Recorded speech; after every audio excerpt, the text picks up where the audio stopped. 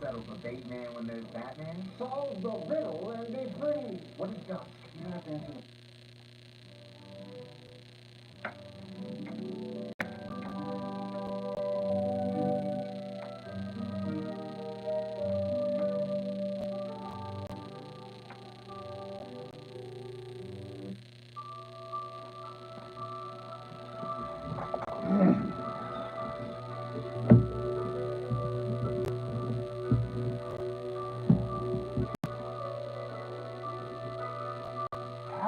Goddamn broken lead shit.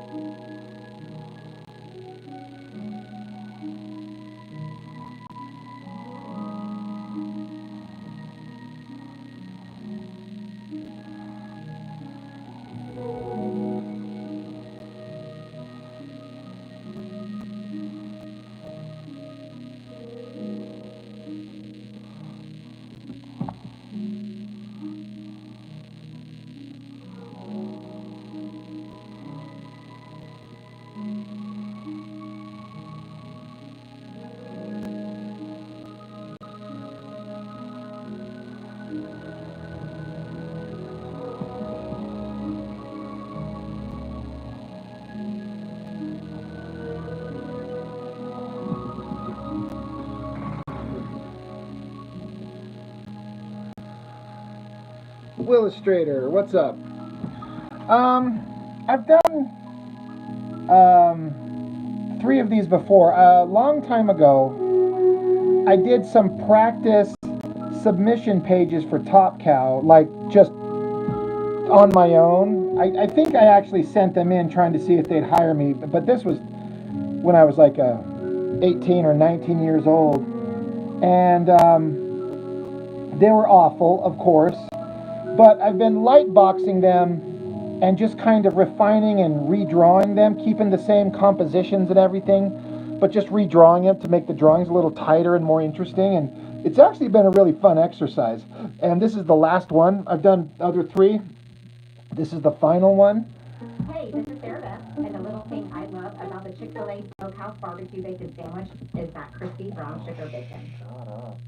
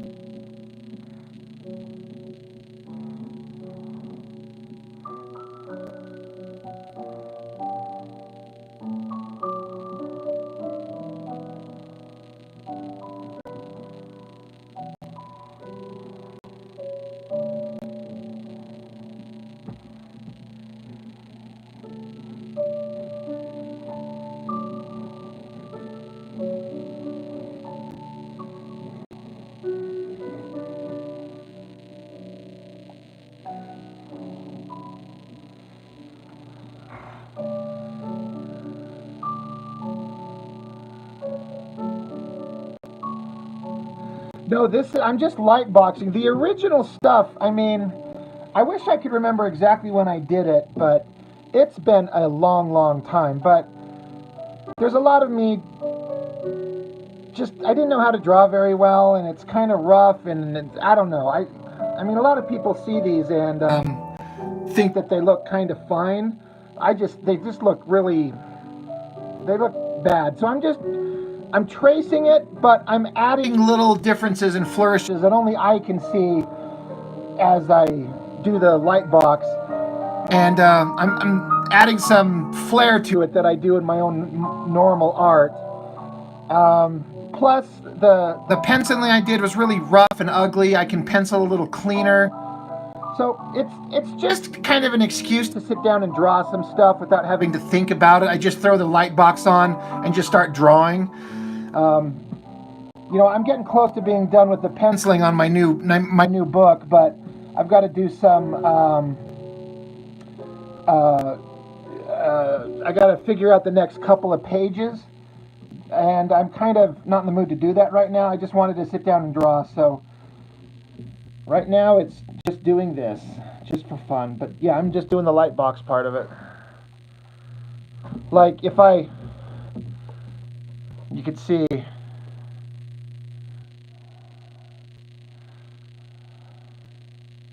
And then the other ones I've got right here. I don't know if you'll be able to see them.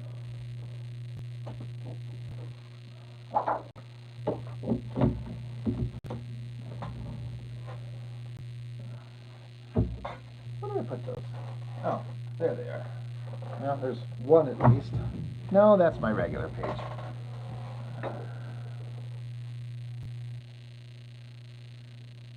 It is estimated that over 4 million people have been abducted by alien life forms.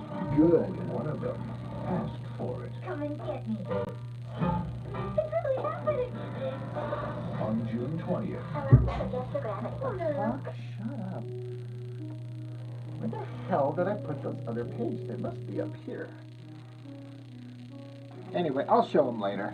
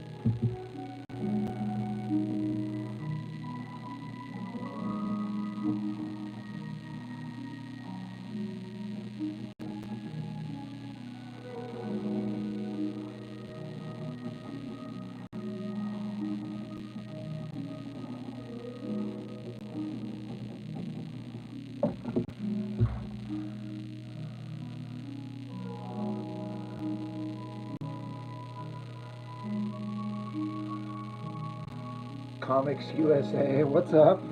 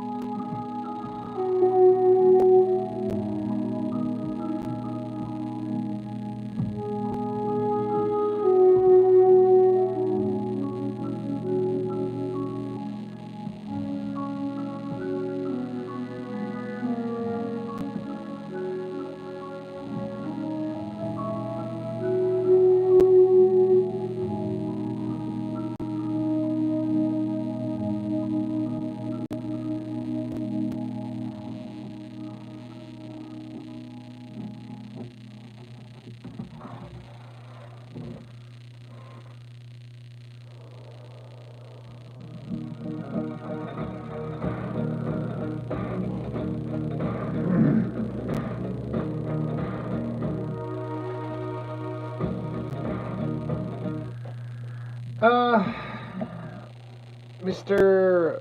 Reddy, I can't link it while I'm doing this live stream because I have to leave the live and go copy the link off the Discord and come back and it like messes up the stream. I can repost it on my YouTube page when we get done for sure.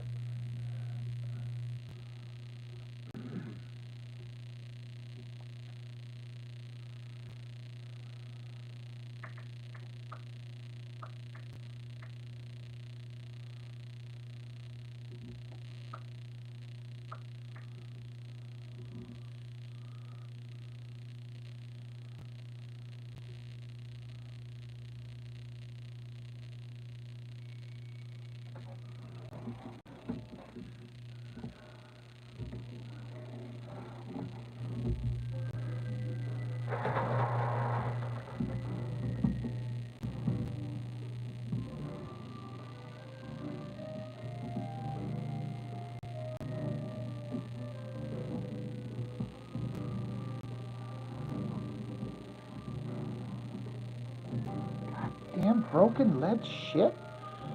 These leads on my pencil keep breaking. It's driving me nuts.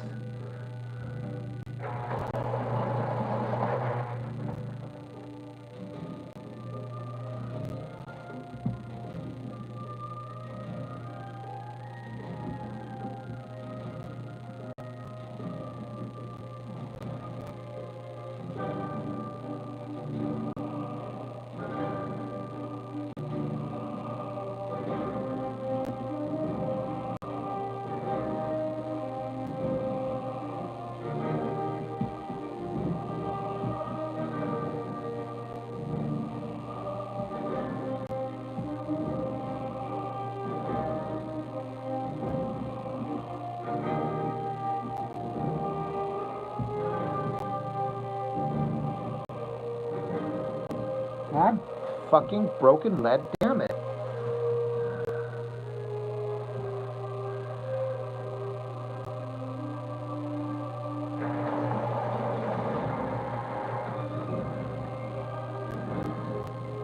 Ready, Ryan Coogler doing Blade? I bet he'd make it awesome. I kind of think that he's probably... I just would imagine him not interested. He's already done a character, you know, he's already done Black Panther and had something to say about Need to restock your pantry? a character like that. And For the same great in-store prices and quality. So whether I mean, I don't know, but... And he's off making his own stuff. He probably doesn't need to, like, hope for the big, high-paying studio gigs for shit he doesn't really care about.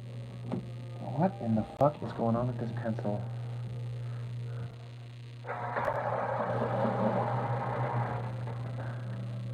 But also, since he's just done a vampire movie, I bet you it's the last thing he's interested in.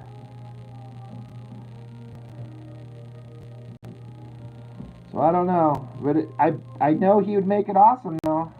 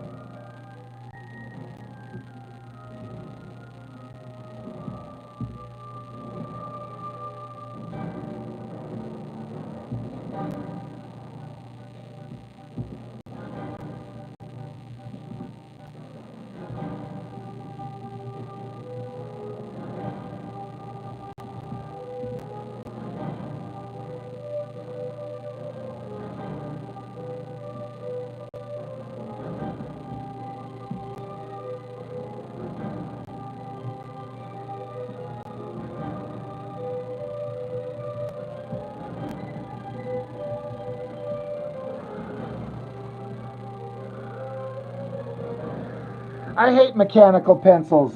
I couldn't tell you exactly why. Um, I they I've never liked mechanical pencils, and it's just a thin, tiny lead. They break too. And then I'm always stopping and having to like extend the lead again. But then you get it too long and you snap it, so you're extending the lead again, and then I don't jive with the mechanical pencils. I like wood pencils. I don't know why these are snapping so much. There's something like faulty in the manufacturing of them. I think it's not that it's wood. It's that it's probably some cheap bullshit that I bought. I have no one to blame but myself.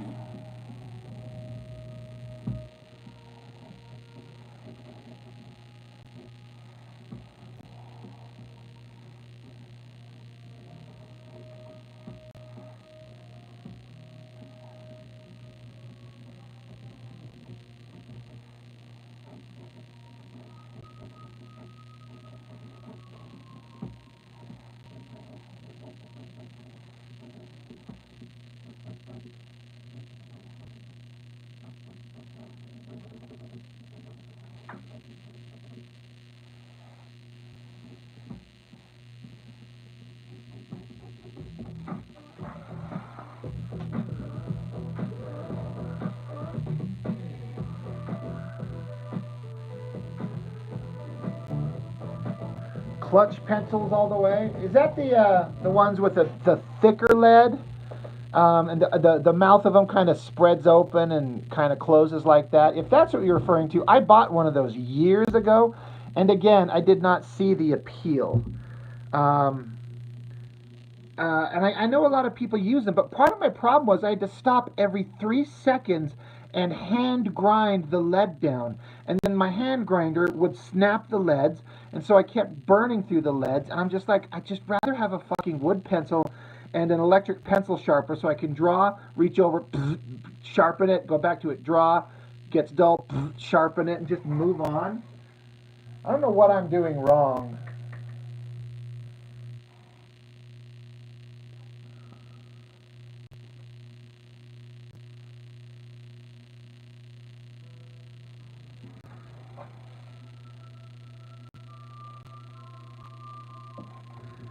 I Do I know the deal? I mean, I don't. Probably not. So please explain.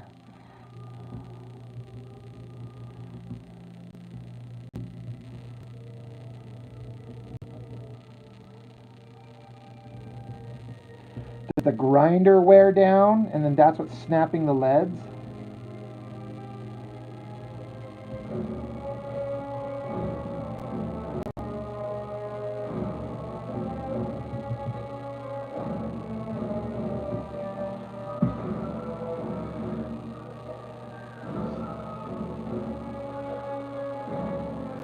See, I've never heard that, so I don't even know how to do that. I still have it somewhere. I'm sure if I just looked into it. But yeah, I didn't know that.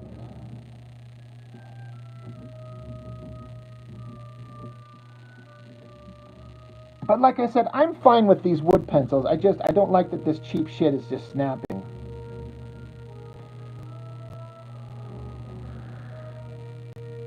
HM, what's up?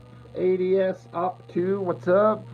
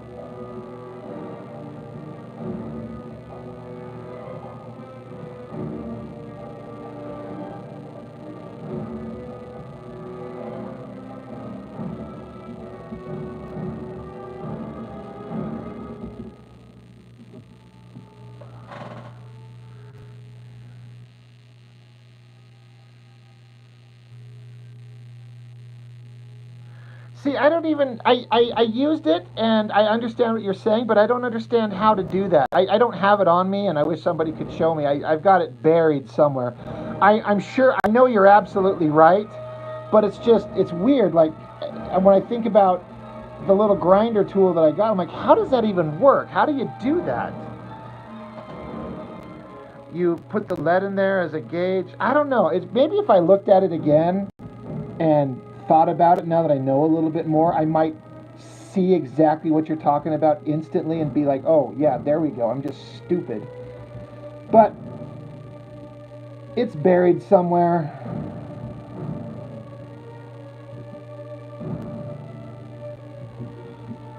But I know a lot of artists love it. I'm not sure why. I'm not sure what I'm missing, but maybe I need to reevaluate it.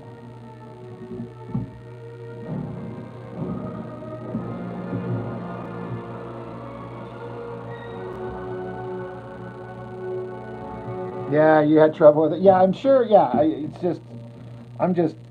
didn't get it. So if I find it, I'll look at it again. Because I kept the pencil and I bought a bunch of leads and I still got a box full of them. I even bought a box of that bullshit non-photo blue leads, and I did not like those. And then I heard Eric Larson say that he hates using them too because they leave a waxy finish on the page that fucks up the inking. And I'm like, yeah, I don't like that non-photo blue. The non-photo blue is not necessary anymore. This is a meal. A first of its kind buttery flaky sandwich that reminds you of when you studied Shut the commercial fuck up.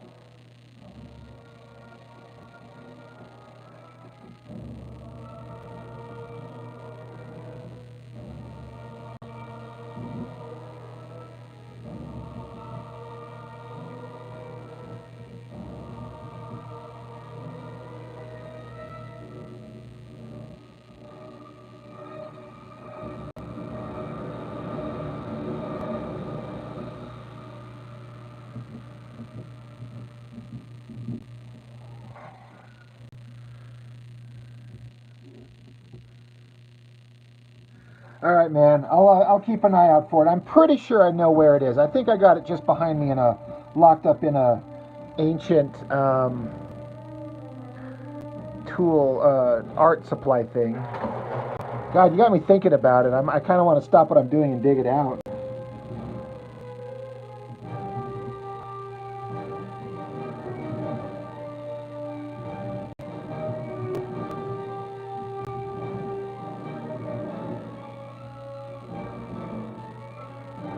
Sometimes my art tools do hate me.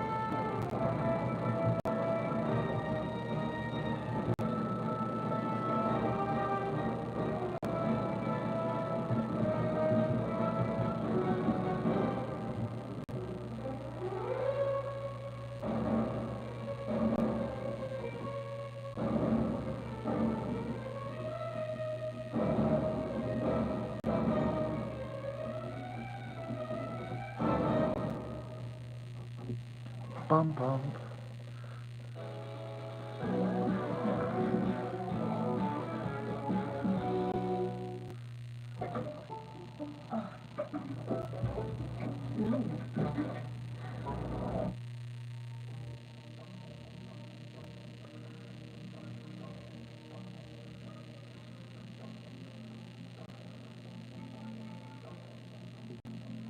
Yeah, I'll definitely see if I can't find it. See what I can determine.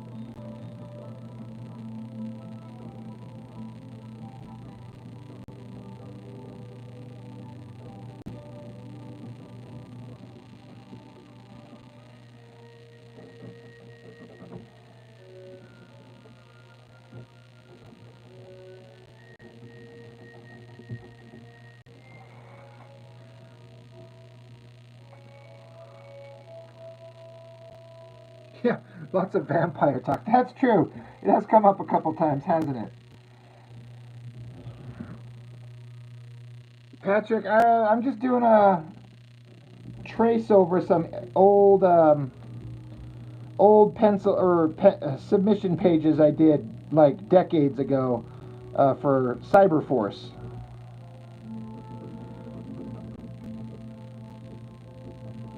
Just trying to repencil them just to make them look a little bit cleaner and sharper and better than I did forever ago when I was entertaining the fantasy that an 18-year-old kid like me who was terrible could get hired on at Top Cow, which was never going to happen.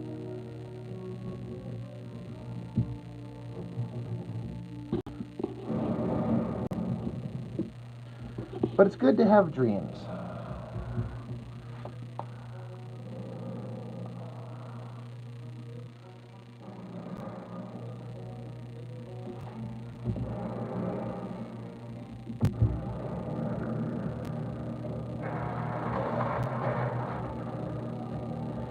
No, Cyberforce was never a cartoon. It was an Image Comics title back in the 90s from Mark Silvestri. He tried to do a cartoon, but it just never came along.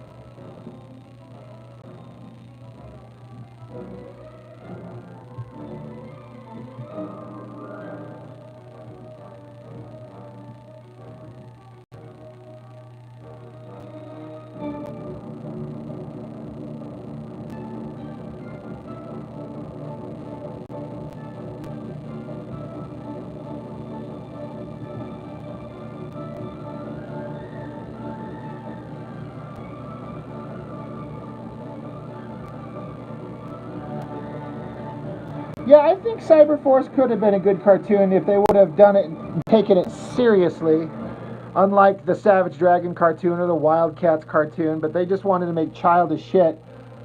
I don't think any animation studio thought that there was an audience for, like, grown-up shit in American kind of comics. You could do that in anime, but not this stuff.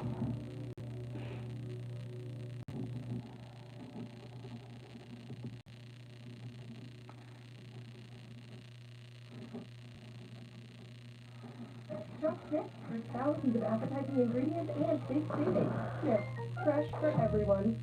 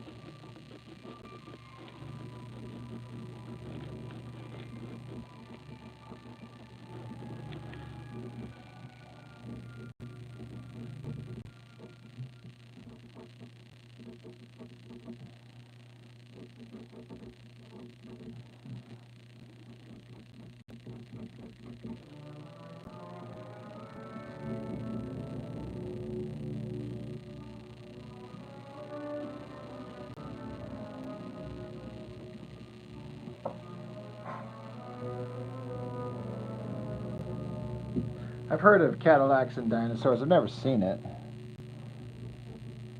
Is that based on a comic once first, or am I just imagining that?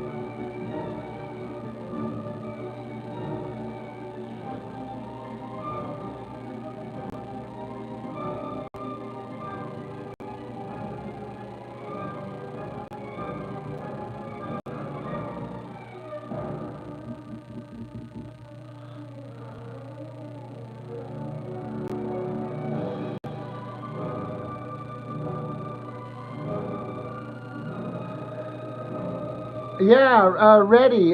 Pointless Hub is one of my favorite channels. I just discovered him the last month or two, and I love the guy. And he just did a video on cowboys and aliens, and he explained like where the comic came from. It was not done in like the traditional fashion. It was a little bit of a scam.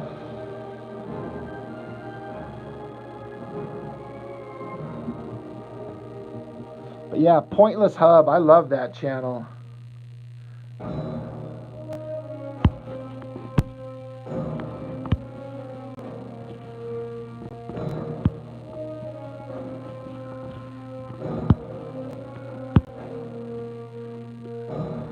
I have never seen Cowboy Bebop. I don't get into a lot of anime. There's a couple of them that I've seen that I like, but Cowboy Bebop has never crossed my path, and I've never sought it out. I understand it's awesome, don't get me wrong. I understand a lot of things are awesome, and I still don't have any desire to watch a lot of things. It's kind of at a weird point in my life where I'm like, I don't fucking care anymore. I'm gonna rewatch shit that I know I love over and over and over and just miss on a lot of stuff.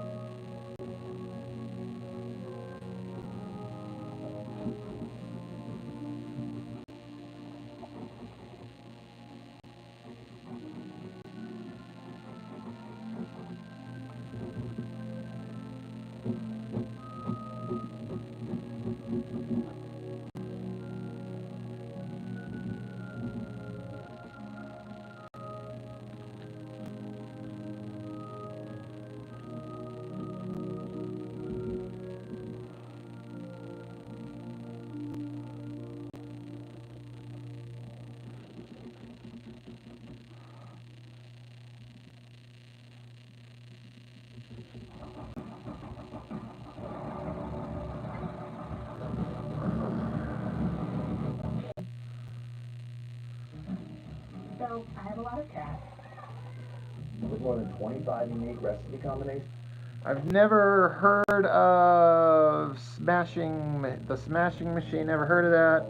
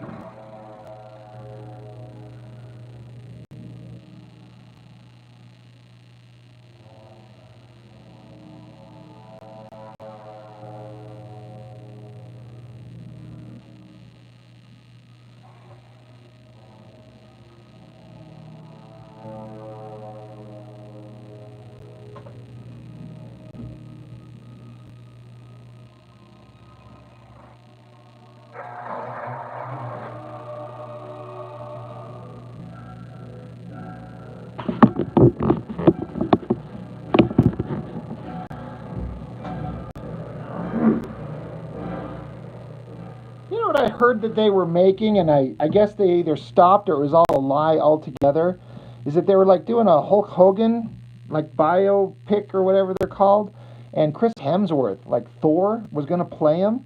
And I'm pretty sure I saw some like shots of him dressed up like Hulk Hogan, and holy shit, did he look exactly the part.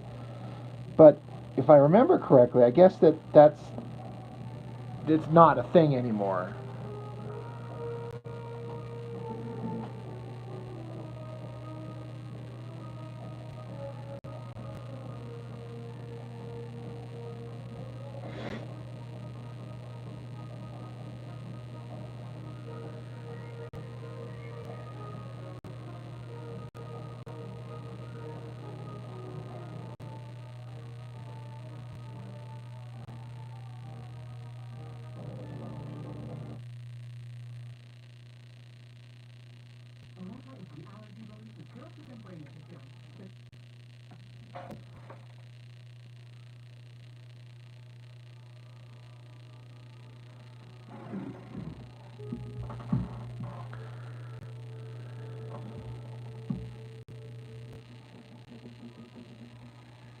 You know, movies like that take a famous person that we know and kind of tells their story, hopefully reasonably accurately. I love things like that, to see kind of where people come from. And, you know, I know most of those things are not exactly historically accurate, but sometimes close enough to give you an idea.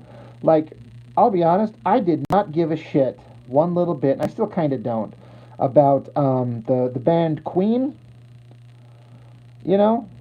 But then that movie Bohemian Rhapsody comes out, and it's one of my favorite movies about a band. I'm like, I like seeing them, how they kind of come together and making music and stuff like that. And, you know, I watched some behind-the-scenes stuff, and I know that it takes a lot of liberties, and like, this didn't happen at that time, and this did not happen at that time, but still, it's some of my favorite stuff. Like the movie about Ray Charles, I love. Walk the Line about, what's his name? The Man in Black. And so it just makes me like, I want to see all kinds of movies about musicians and shit.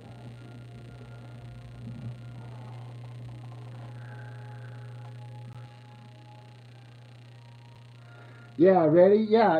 I mean, I like Bohemian Rhapsody, but honestly, I like it for one reason, and it's probably the same as a lot of people. It was introduced to me in a specific movie, and I learned to love it from there. But now I appreciate it on a bigger scale. Um, but yeah, I love movies like that. I really like seeing the behind the scenes. Like, I want to see one on, as far as I know, there's not one. I want to see one on the Beatles, for example. Like, let's show these characters, these people, they get together. I want to see a relatively accurate depiction of them getting together and writing all those amazing, timeless songs that they have. I think there's one coming out about Michael Jackson. I know this girl who's like the biggest Michael Jackson fan on the planet, and she's like beyond ecstatic to see this new movie coming out. So I'm kind of hoping it's what I'm thinking of and what I want it to be. And I like it when they don't hold back. Like, they need to show the bad, kind of like that Ray Charles movie. They didn't portray him in the greatest of light at all the time. And I remember watching the behind the scenes where the director was showing the script to Ray Charles, and there was parts where he was cheating on his wife, and he's doing drugs, and he's doing terrible shit, and the director was like, Ray, are you okay with us showing this shit? And Ray was like, just tell it like it was. Just tell the truth. And so it made an infinitely more fascinating movie.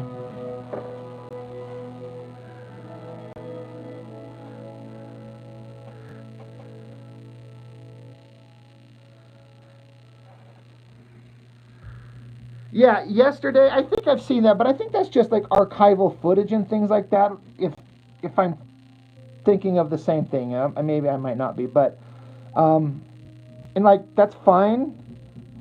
But I want to see actors portraying the, show me where they come from. Who was their family? Like, what was their interest in music like? When did it start? There's so much interesting. So, like, yeah, the Beatles are one. I would like to see one on some of my personal favorite bands. I kind of like Aerosmith a lot. I'd kind of like to see a story of them. There's all kinds of interesting shit. They're like, getting together with Run DMC and doing Walk This Way and, bringing that into the forefront, mixing rock and rap. You could go on and on. The one I don't want to see is like Taylor Swift. That shit can go to hell. I'm just making that one up. That doesn't exist.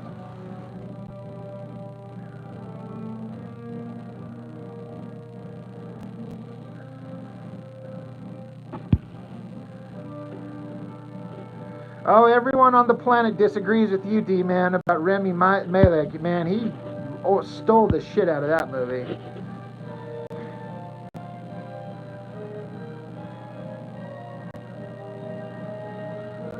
Michael Jackson and Queen were supposed to make a song, but heads did not click. That happens sometimes.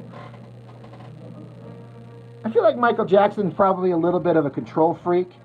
He knows what he wanted, and his track record proved it. But, I mean, I don't know any more than that.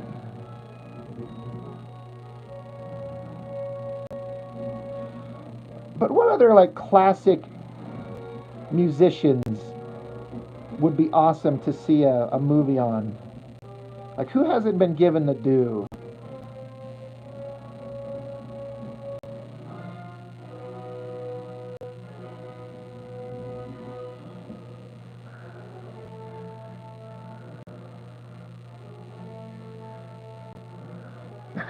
Orbital, you know what's up with that soundtrack, right? Good ear, man.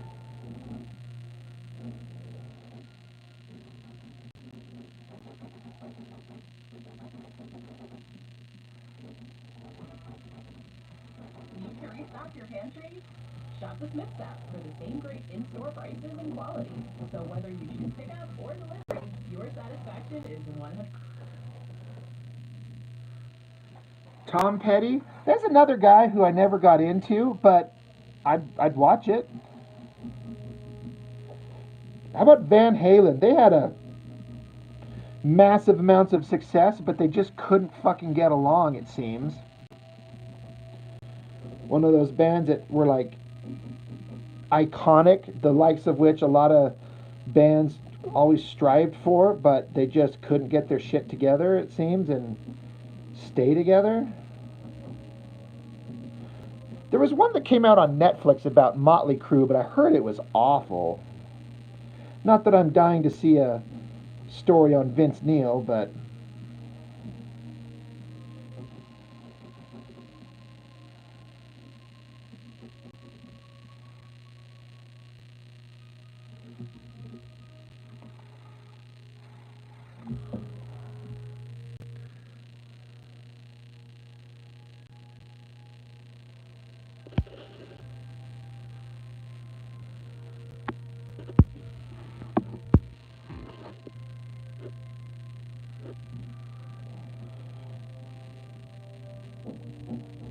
hell, there was even that one. I've only seen it one time, and then I borrowed the DVD out to a friend years ago. But there was that one about Biggie Smalls. I remember liking it. I thought it was pretty good.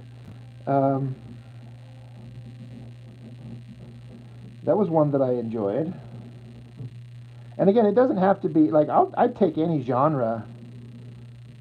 I don't like country music, but you make an interesting story, I'll watch anything about anybody.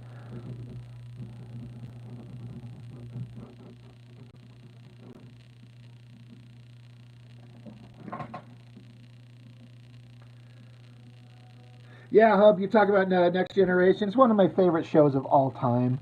It's one of those things where I talk about, it's like, the characters feel like old friends. I've spent so much time with them. I grew up with them. I watched the show. It came out when I was 10 years old. And my mom loved the original Star Trek, so she's telling me all about this and that, and this is what that means, and this is what that is. And I just watched the show, and it was just like at first I was like, it's kind of cool, whatever, but then it just became part of the regular rotation, and I couldn't wait, and I loved everything about it. And then the movies happened, and they were mostly all garbage. Um, but yeah, the Next Generation is just one of those like comfort food shows. You just sit down, and you just love what you see, and it's just great. Um, and then I'm a huge Deep Space Nine fan. That's my favorite Trek series. Hey, kiddo. Hey, Mom, where did I put the double? Yeah, how about a story, a movie about Ozzy Osbourne? That's not a bad, you know, he's like, yeah, he's on the verge of death. He's sitting around going, motherfucking. He's not going to be around too much longer.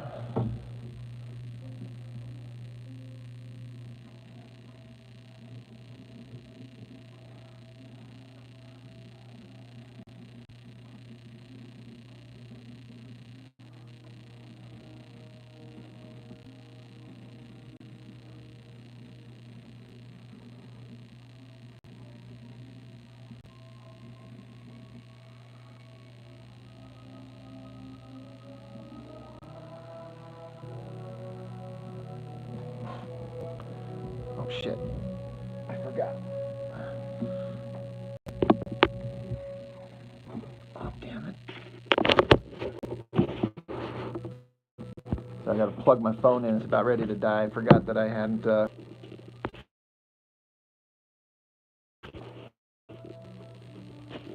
there we go.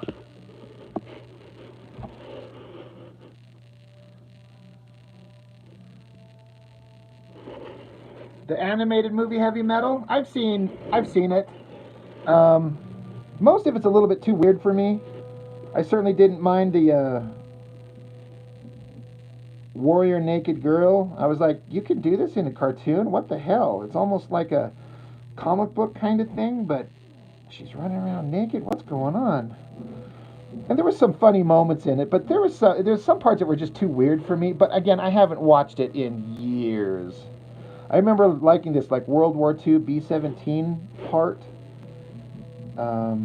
That was interesting, but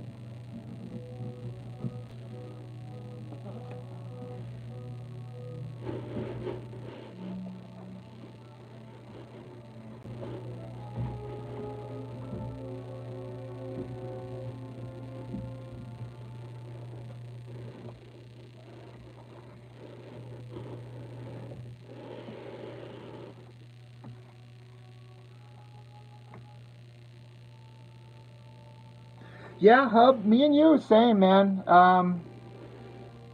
Like as dumb as it sounds sometimes, like with those characters, like Captain Picard, like I just love the character. You know, I can go back and watch him, and I never get bored of watching Star Trek: The Next Generation.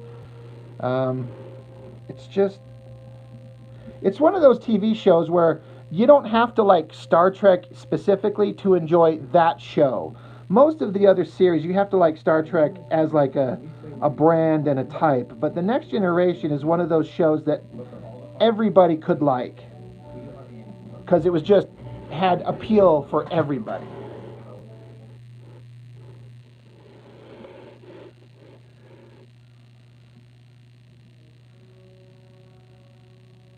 I remember going to my grandparents' house and they put on fucking Hee Haw, and I did not understand. Like, what is the appeal of this fucking show? But I don't remember anything about it. I just, kid me is like, this is dumb, but adult me probably would at least understand why. Okay, I basically finished the stage 1 light box pencils of this one. I gotta finish up page 3. I haven't wrapped up this one.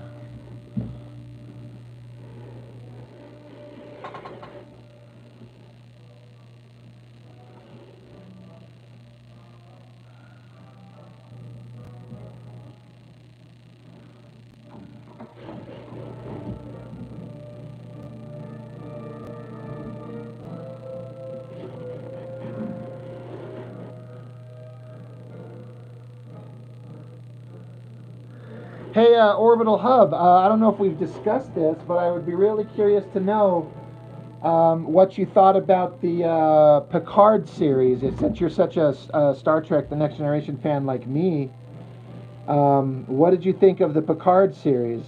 I have some very strong opinions on that.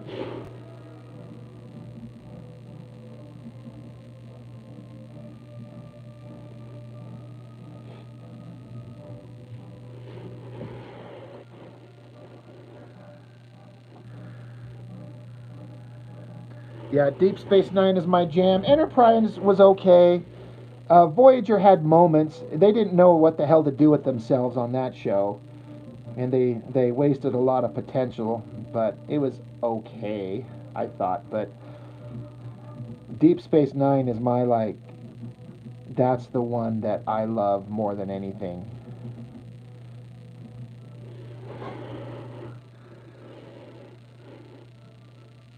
Hub, you avoided Picard, so you haven't seen any of it?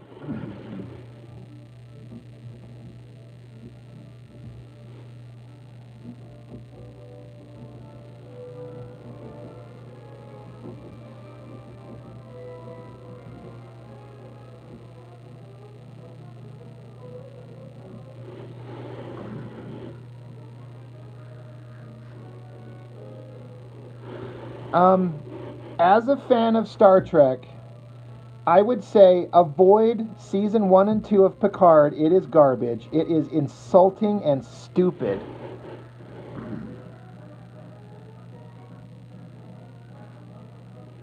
What's up, Gayton? But season 3, Hub, if you're there, I cannot recommend season 3 enough. It is filled with everything an old school fan of Star Trek would want.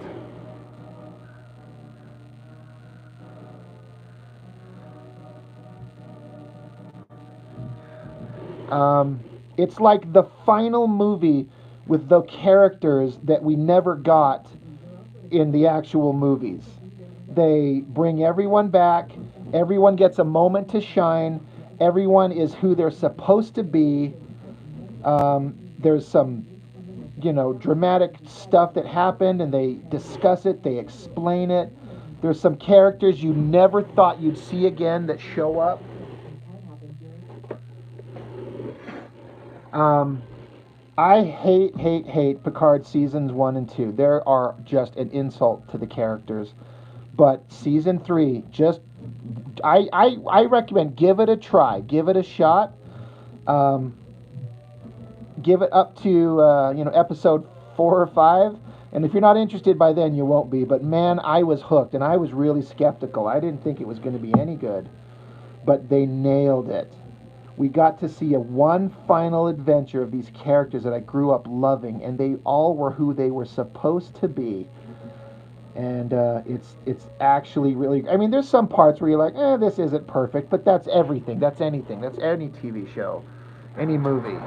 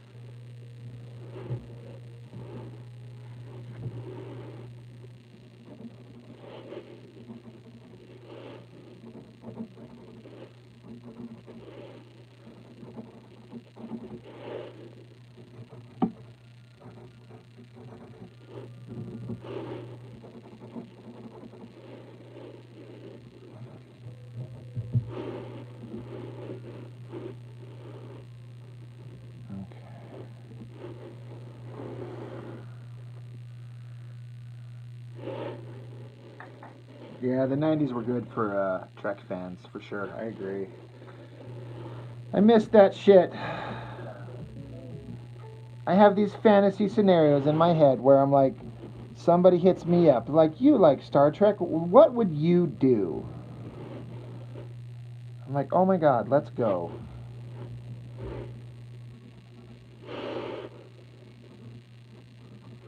I'll make something.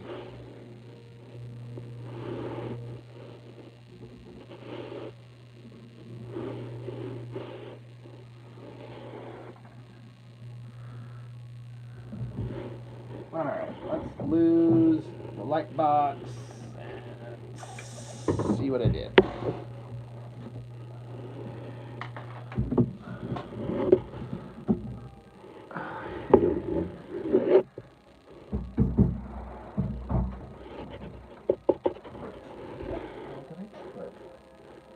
God damn.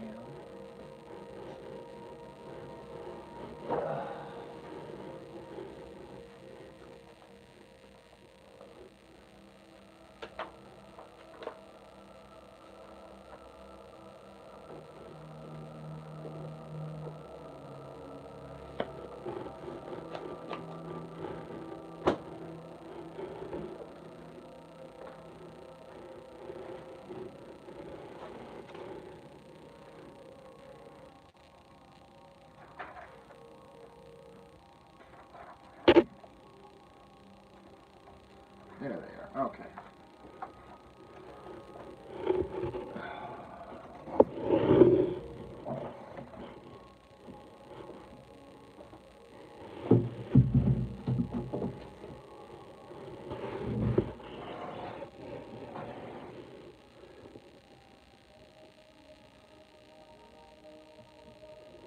I had a hard time with Enterprise. I think it tried, and like you said, it was just getting good, but they had, what, 4 seasons and they couldn't get their shit together? In my opinion, like, they had lost, Star Trek had lost their balls.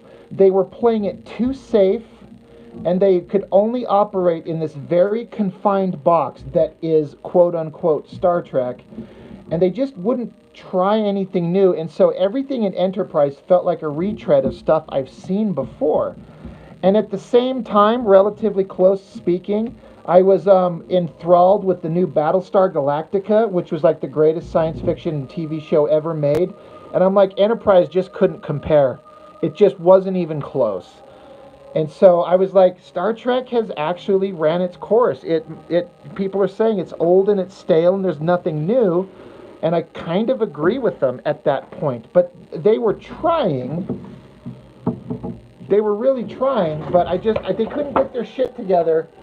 And 4 seasons in, I know a lot of fans are like, they just needed one more season. Like, you got 4. And the fans were not showing up, so, you're done.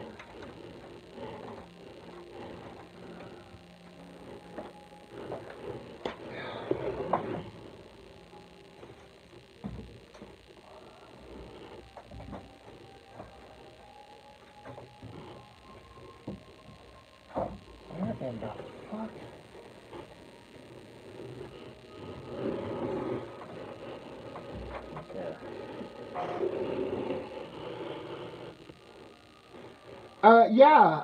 D-Man, Star Trek got good once Gene Roddenberry was kicked the fuck out of control. He was an obnoxious pain in the ass that was fucking ruining the Next Generation. And the Next Generation got good when they removed creative control from him. He had the great idea, and he deserves credit for the great idea, but he was sucking the fucking life out of everything. The writers hated him. The best thing they did was remove creative control from Gene Roddenberry. I know, blasphemy. He deserves credit for the creation, and the original Star Trek is great, just as it is.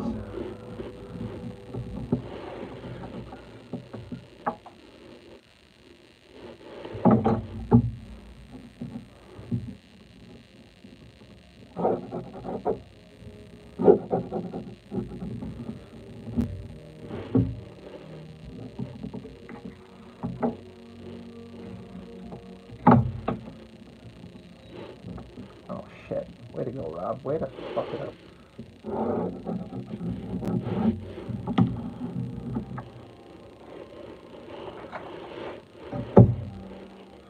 But yeah, he had a great concept, but they had to remove him to get it to reach its maximum potential, and it did as soon as they let him go.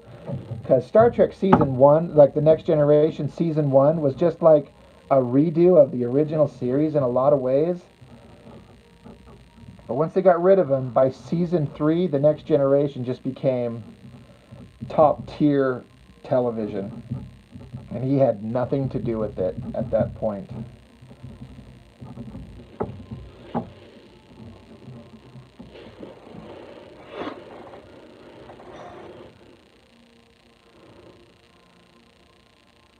Yeah, Discovery sucks. Brave New World, I gave it a season. Wasn't for me. Lower Decks, I gave it a season. I never laughed once. Section 31, I will not watch that.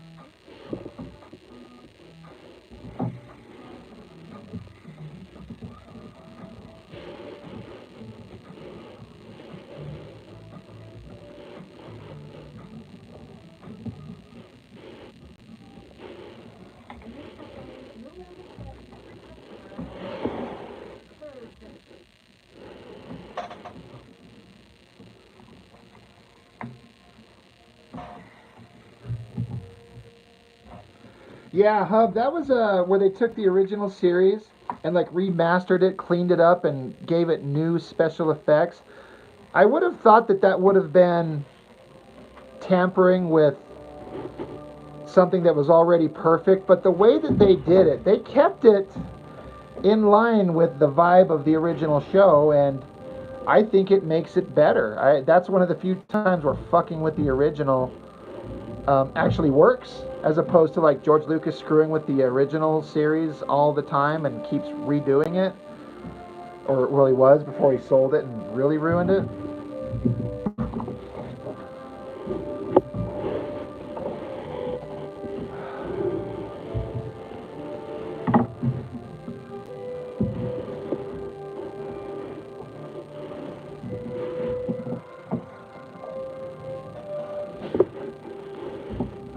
And of course, we got some brilliant things like Galaxy Quest.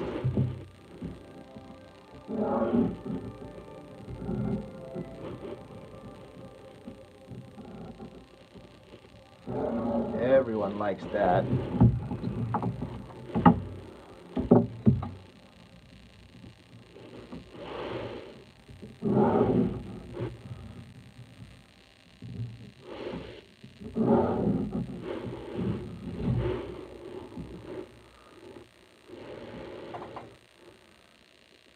Mauricio.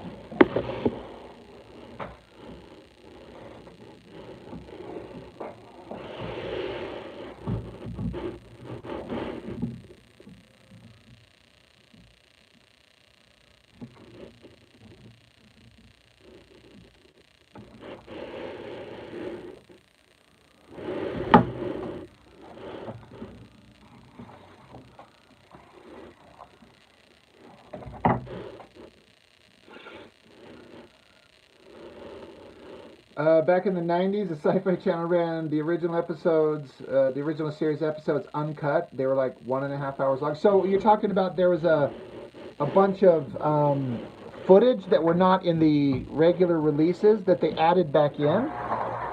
Is that what you're saying? Because I've never heard of that.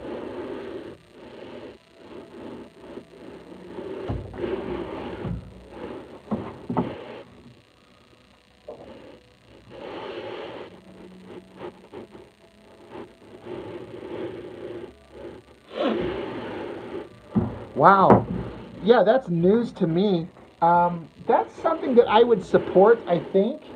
There's always a chance that stuff was left out for a reason, but any chance to see unseen footage of the original actors and sets, why not? That actually sounds really interesting.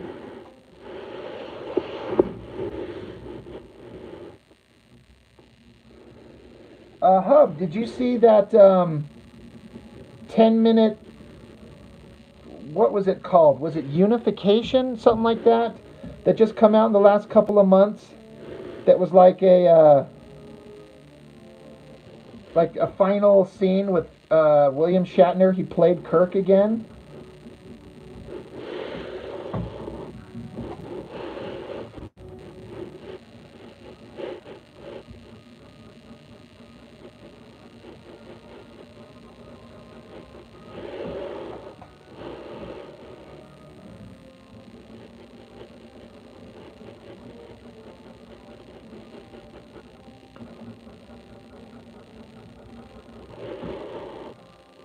Oh, Hub, go watch it right now, dude. You're going to make me put it on right here on the live stream, and we'll watch it right here.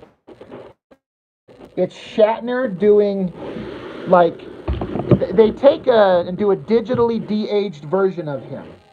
But Shatner played the physical role. Like, he was on set, he gave it his blessing, he played the part, and they digitally de-aged him. And it's brilliant. It's like the last time you'll ever see Shatner play Kirk, and it's just a few minutes long. There's not one word spoken. It's so good. It just come out of the blue. Let me see what I'm trying to remember what it was called. Let's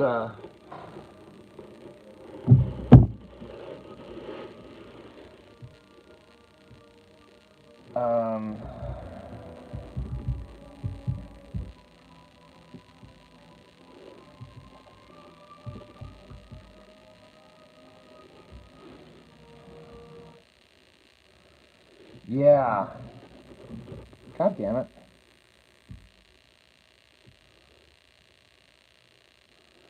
I don't know why it's got a number. It's like 765874. I don't know what the numbers mean.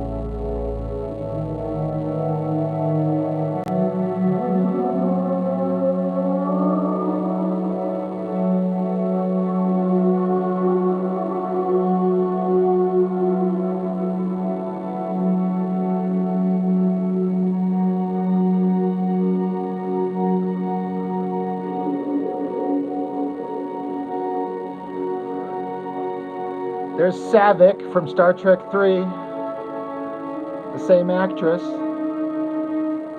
That's her son from Spock.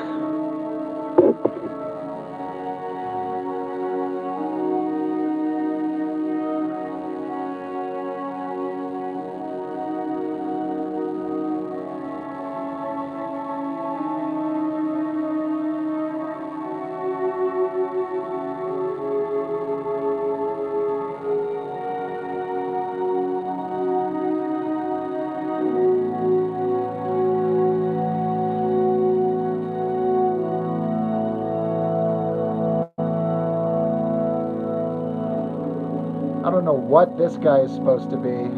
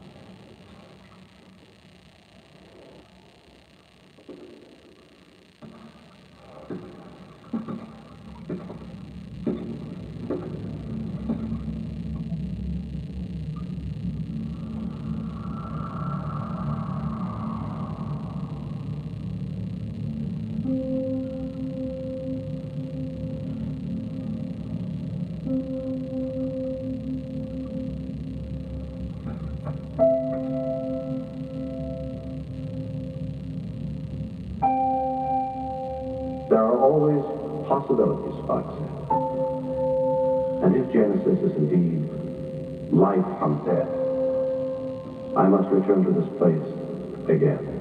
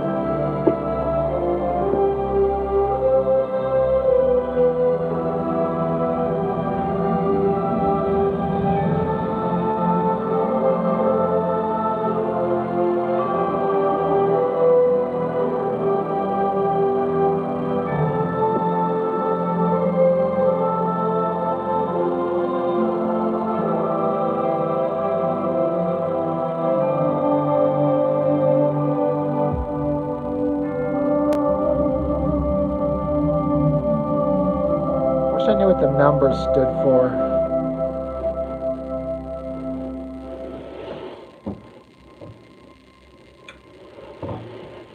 Anyway, just a simple little thing that Shatner played the role in, and just like a little like flashback to past, present, future, kind of like a last time we get to see that character in any kind of fashion that's similar to what we're most interested in seeing. Anyway, just a simple little, it's not even 10 minutes long, but the fact that Shatner was part of it, it was a tribute to Leonard Nimoy. It was a really neat little thing. Kind of just come out of nowhere.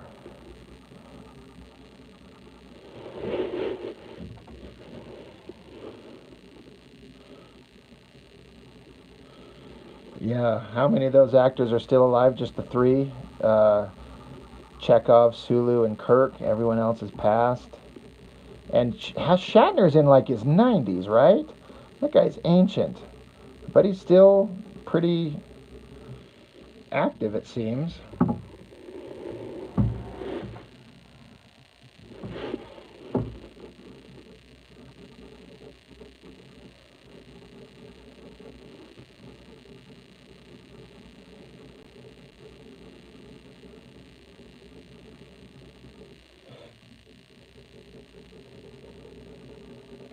I honestly wouldn't mind if they attempted to make one more Star Trek movie set in the Prime universe and had Shatner play the role, even if he's ancient and old. I know he died on screen, but I'm sure they could ride around that easy.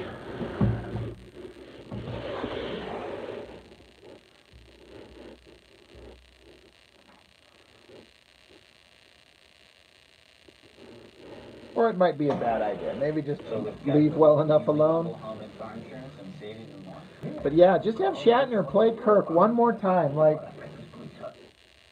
he's still alive. Let's do it. Like, there's not much time.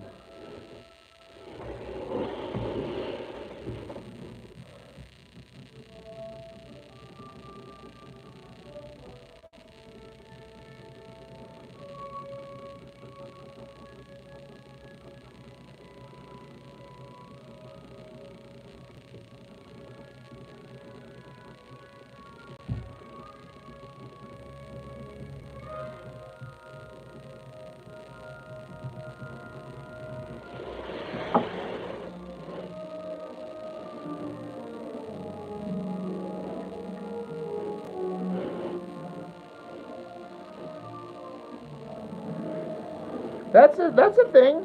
Have him voice it.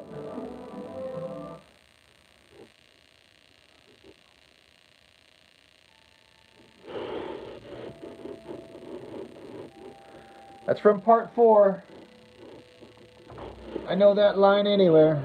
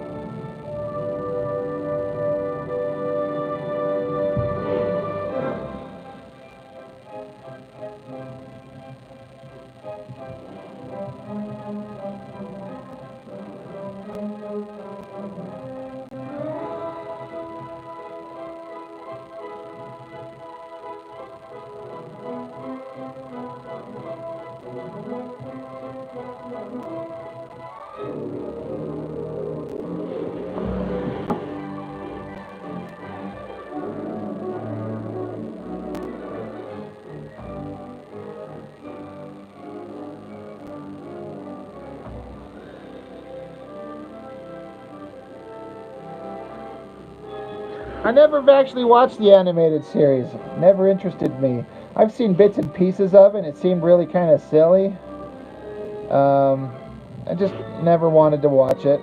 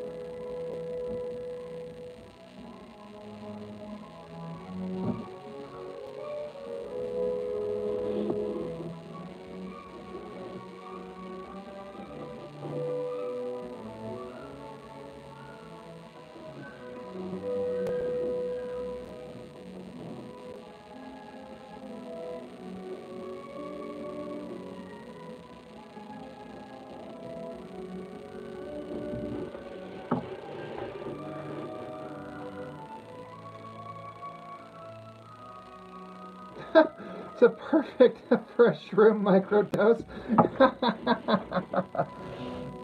You know what? Maybe that's exactly what it should be. That's funny, man.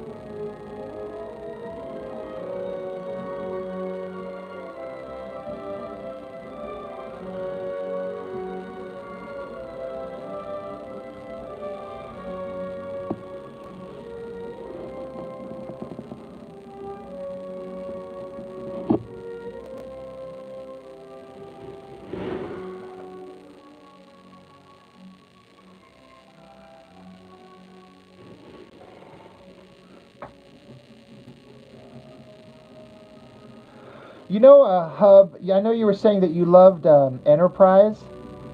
I will say, there was that one, I think it was a two-parter, where it was like the alternate universe bullshit thing, the Terran Empire, and they went and found that, the Defiant, and so all the characters, like, they got them on sets that look like the original show and costumes, and I was like, make this show right here. Have the old sets, the old sound effects, the old costumes, just made with today's production methods. I was like, this would work perfectly. That's when I thought that Enterprise excelled, is when they did that thing. That was really neat. It made me go, I thought all those cheap sets and costume designs kind of sucked in the original series as compared to modern stuff, but like, no, they don't. They just need modern kind of budgets and filmmaking technology, and it worked.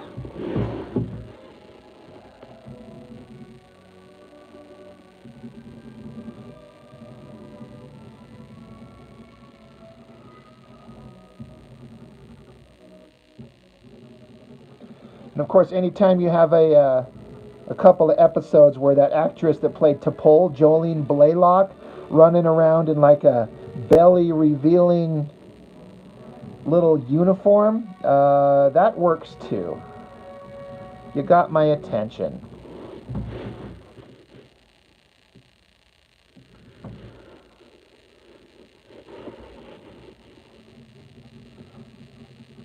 Who's the hottest girl in all of Star Trek? I mean, a lot of people default to Jerry Ryan, 7 of 9, and it's kind of hard to argue against the hot blonde with huge knockers. But is T'Pol from Enterprise? Is it Jadzia from Deep Space Nine?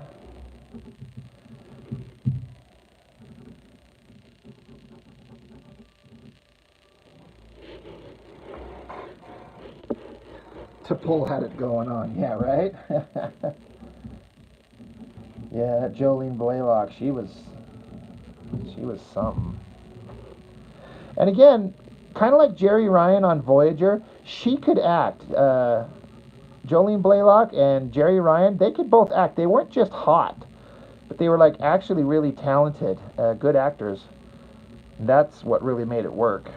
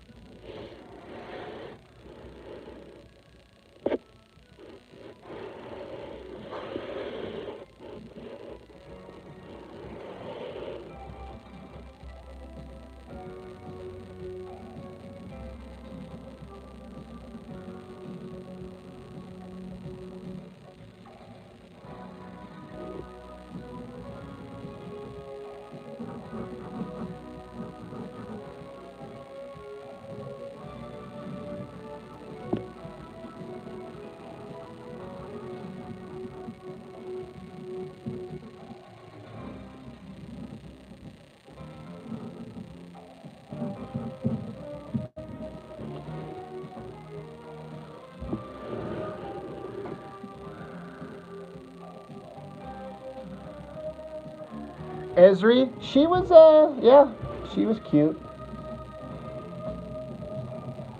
She had an unenviable role of taking over the part of an actress and a character that everyone loved. But the stupid creators behind the show, the actress wanted to go get on a sitcom that had come up, and so she asked if she could be moved into like a more part-time role, guest starring role on occasion, have her character go be somewhere else. And I guess the actress make it sound like that the guys running Deep Space Nine were so mad at her. They're like, no, we're going to kill your character. Fuck you. And that's messed up. I hated watching Jadzia die. It made for a great story. Made for more pain for Worf, but it was unnecessary. But Esri, she was different but still worked.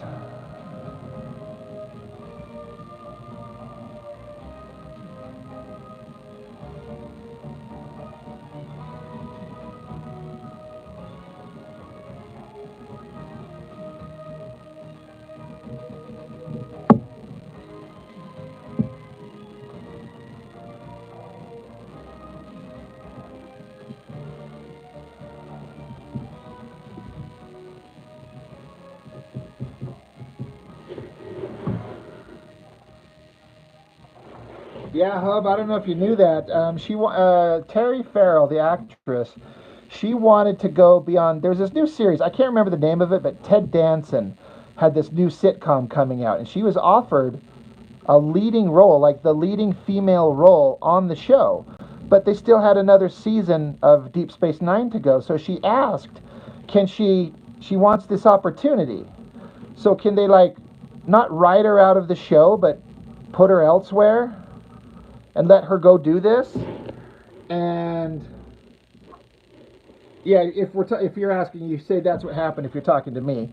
And maybe you already know this, but I'll just keep going anyway.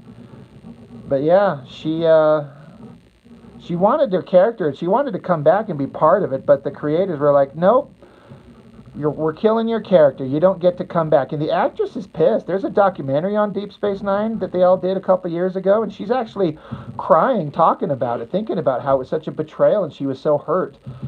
Denise Crosby on Next Generation, she wanted more interesting storylines for her character. She felt like all she did was stand back there and push buttons and say, hailing frequencies open. And so she kind of thought the show wasn't going anywhere and asked to be removed, so they kill her too. But she kept coming back. Yeah, there was no contract dispute. She just wanted bigger roles, and so she thought she could go off and make movies. But that didn't exactly work out. But then she said that episode and some of the storyline writing, if like everything could have been as good as that, she would have been interested in staying, but it was too late. And so, but she'd come back. There was an alternate timeline episode, the Yesterday's Enterprise, where she got to show back up, and she got to play the daughter of that character. So she got to stay around.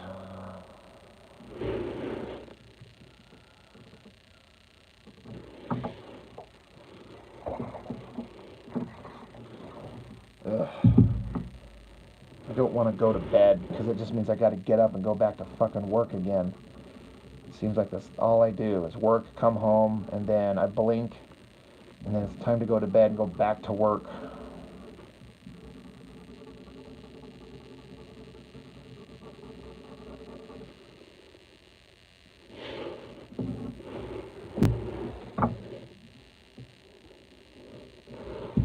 I thought Dax was hot at all stages in her character arc. And what a perfect complementary kind of character for Worf to meet, fall in love with, and marry.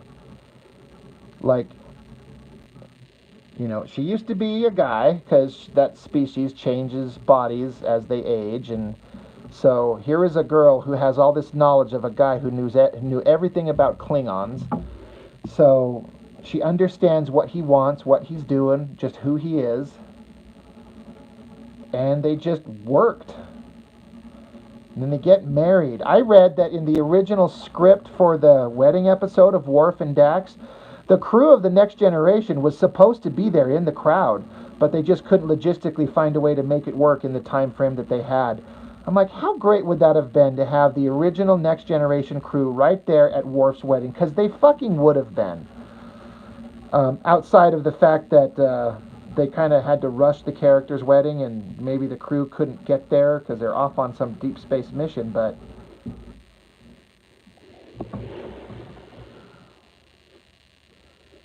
yeah, Kira, I didn't like her at first, but by the time especially the last season, they let her character soften up and become a little bit more feminine, and she became one of my favorites. I like her a lot too.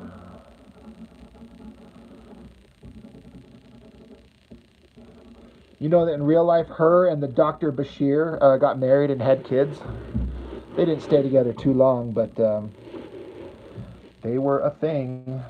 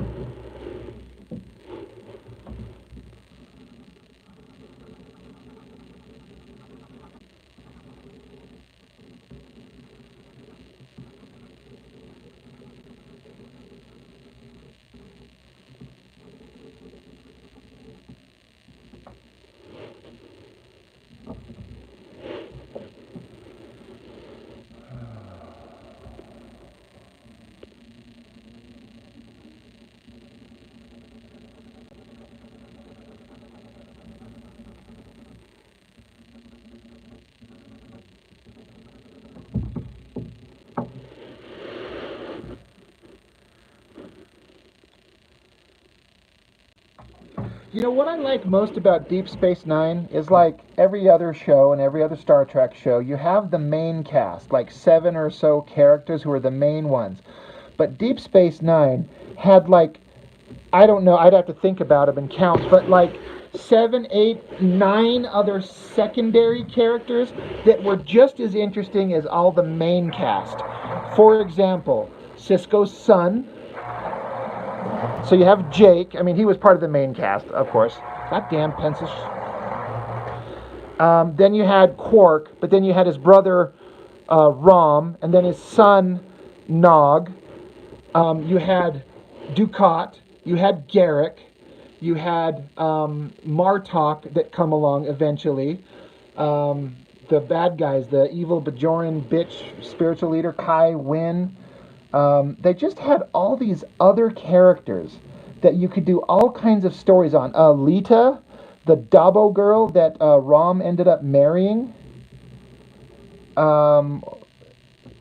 Just all these other characters. And so the possibility for interesting storylines just goes crazy with all the possibilities there. It's so great, you know. The nature of the show being a space station where everyone can kind of come there and actually live makes it possible in a way that like the Next Generation couldn't, because it's basically a military ship, and if someone comes along, they're only going to stop in for an episode before they get off the ship. But yeah, and then and villains. So the changeling, so the female changeling that was like the main bad guy, and then Wei-Yun, one of my favorite secondary characters, Damar, the Cardassian that was like second in command to Martok, and then he took over and then betrayed the bad guys and joined the good guys in the last episode. Damar was awesome. Just so many characters. So much fun. Deep Space Nine, by far. Not by far with every other Star Trek show except The Next Generation is my favorite. And I constantly go back and forth, like, what do I like better, Next Generation or Deep Space Nine? But then I'm like, you know what? I don't fucking have to have a favorite. They're both great in their own way. But if somebody put a gun to my head and demanded that I say which one's my favorite, it's probably Deep Space Nine. Child me loves Next Generation. Grown-up me loves Deep Space Nine. And I can just watch either one of those shows nonstop all the time. Not Voyager, not Enterprise. Picard Season 3, absolutely. God fucking broken lead shit. This is like the 7th time. Rom wins so big. Rom! You know, I never thought that I'd ever like Ferengis. I think everyone thought the same thing. Like, who fucking cares about these ugly trolls with big ears and bad teeth who just like to... They get hard when you touch their ears. But they made them interesting. They made them people. They made them characters. And they became some of my favorite episodes. Like, oh, yeah, I don't want to watch a fucking Ferengi episode. But it's like, oh, I actually do.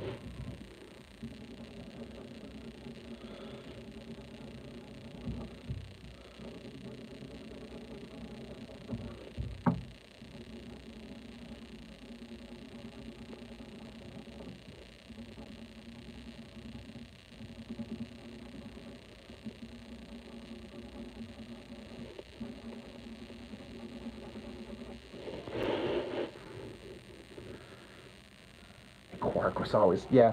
And you know what? They had such a great dynamic between Odo and Quark. Like the lawman and the scumball criminal, and they're always at odds, and they're always trying to get one up on each other. But by the time the show is over, they acknowledge that they're friends, and like the dynamic of those two playing off each other was so perfect. I feel like they kept trying to replicate that on Voyager with Tuvok and Neelix, and it did not work. Tuvok is boring and Neelix is stupid. Can't stand that character. Little fucking troll hedgehog Neelix. It's like they tried to do the same thing with like the straight-laced guy and then the wild and carefree goofball, but it did not work in the way that Quark and Odo did.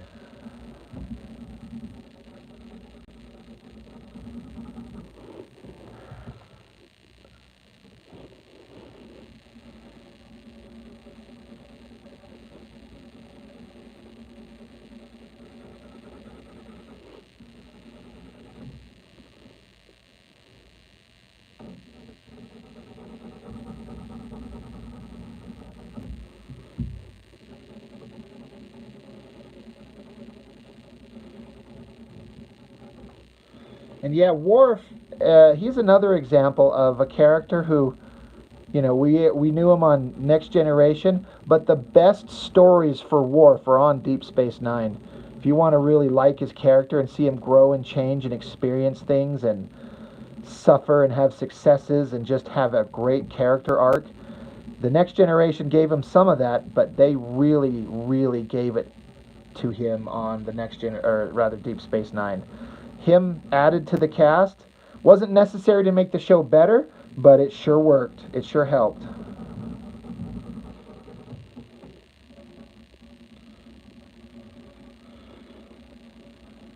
But letting him grow and become a commander and be in command of starships and get married, suffer the loss of the death of his wife. It's just, what a great show.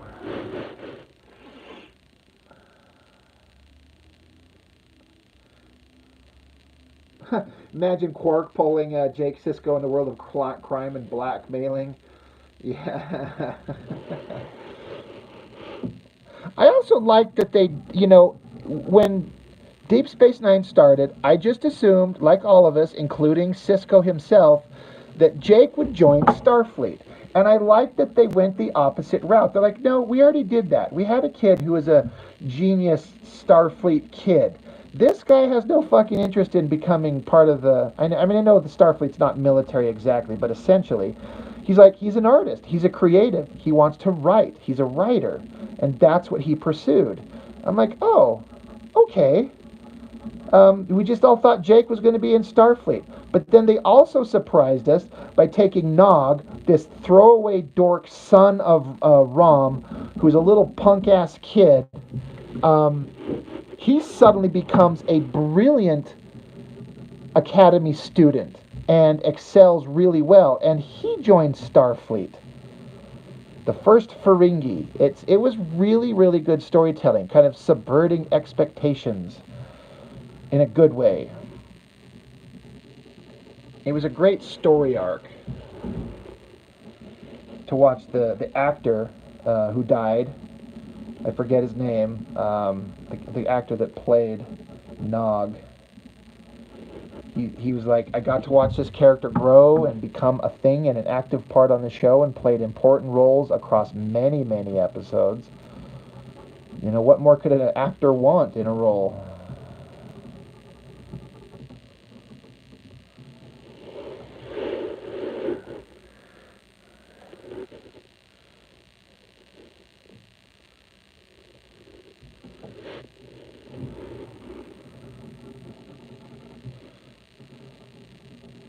I had no problem with Wesley Crusher. He seems to have this, people want to talk about him like he was this obnoxious asshole character. He absolutely was not. He was kind of hard to stomach a little bit the way they wrote him as this genius kid that saved the ship all the time in season 1.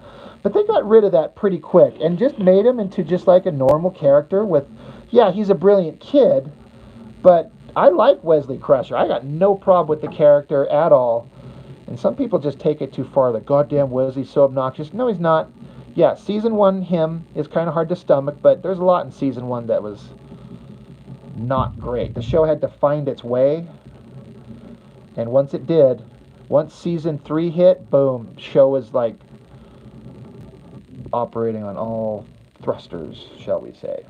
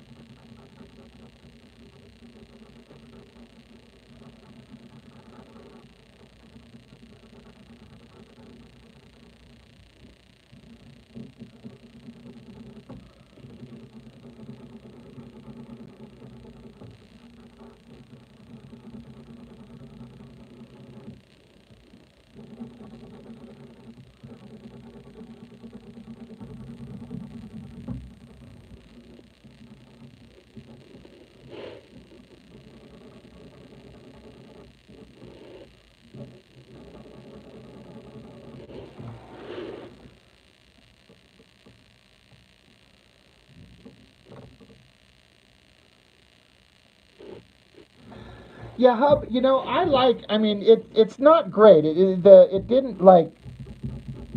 There was a lot of growing pains, like we were saying in season one. But when I rewatched the show, I know there's a lot of fans out there like fucking skip season one and season two, go straight to season three. Absolutely not. There's good stuff in there.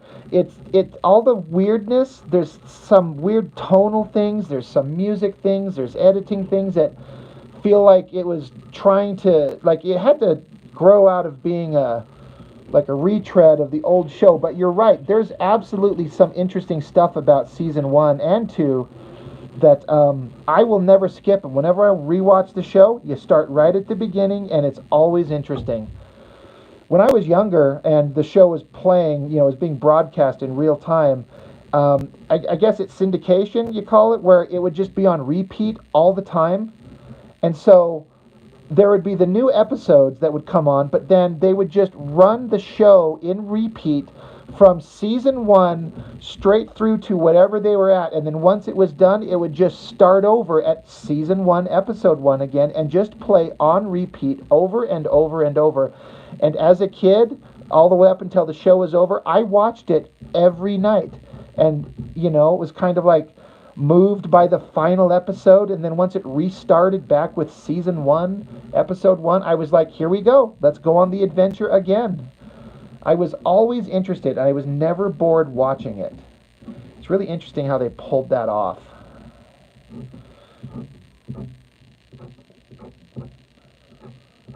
God damn, look, it broke again. What the fuck am I... Jesus, pencil that...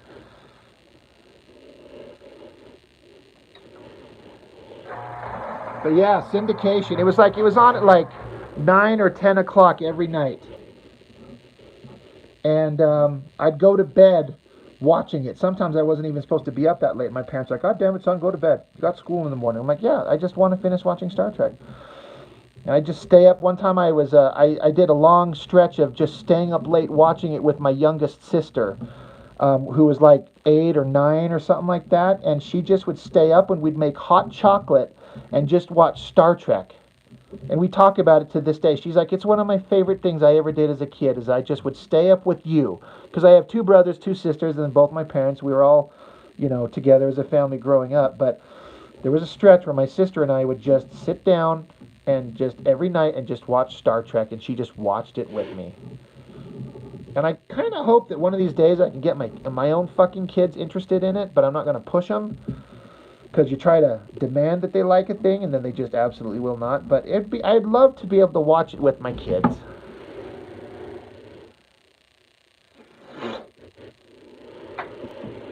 Okay, I gotta wrap this up. But so here's all the this is my redo of the pencils of the first page, and I just traced this old version of it that I inked years ago, and it's thick and gloopy and gross, and it's just not very good, but I just tried to make it a little bit cleaner and sharper, and I actually really like these repenciled pages. That was fun. So page 1, and again, these were the pages I sent out as frickin' a submission to Top Cow. Of course I was never going to get a job, because you can't just have Psyblade and Heatwave standing in a forest and then fight Ripclaw. You're not seeing buildings or normal people or vehicles or anything like that. So, but I was like just young. I didn't know what the fuck I was doing. But repenciling these things was fun. It's like I kind of want to ink them now, but I don't want to fuck up the pencils that I did. I really like repenciling these things.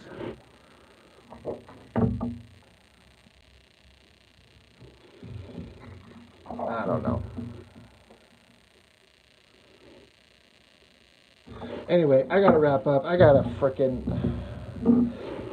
want to go to bed. I gotta get up and go to work, and then I'm gonna go over and watch a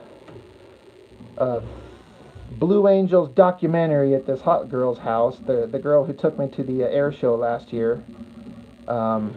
She's like, there's a documentary on the Blue Angels. You should come over and watch it with me. I'm like, fuck yeah. And then Monday morning, I got to recoat the roof of my house. That's going to be an adventure. Gotta find time in there somewhere to tug one out. Just kidding, guys. Where am I? Anyway.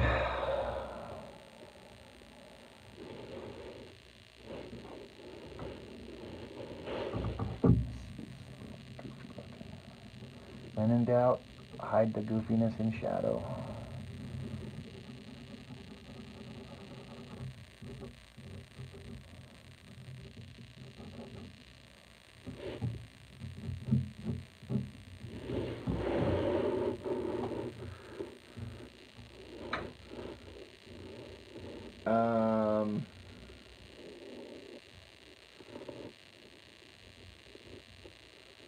Let's see. I'll show you.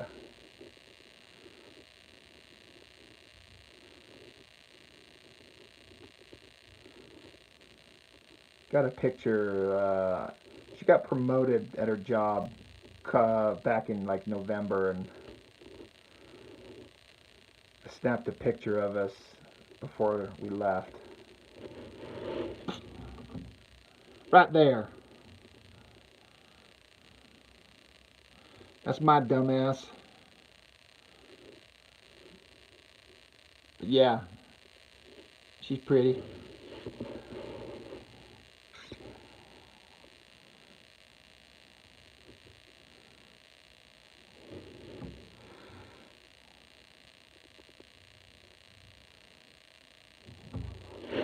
Anyway, wrapping up. I know a couple of hotties. None of them are banging me though, so I'm just such a good friend.